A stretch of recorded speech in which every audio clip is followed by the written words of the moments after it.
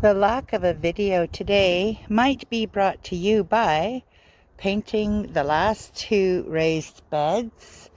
We got the first three second coated and all the trellises fixed and ready to go.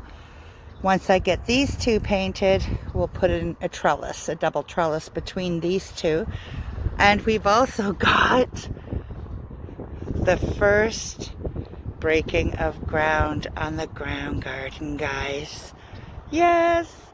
So now we gotta put in some peat moss and some straw and some old horse manure and till that in and just cover it with straw and wait until we can plant. It's happening! The girls are in the yard enjoying their day, doing what they shouldn't. And the chickens are where they should be. Captured raptures. Yes, right where they should be.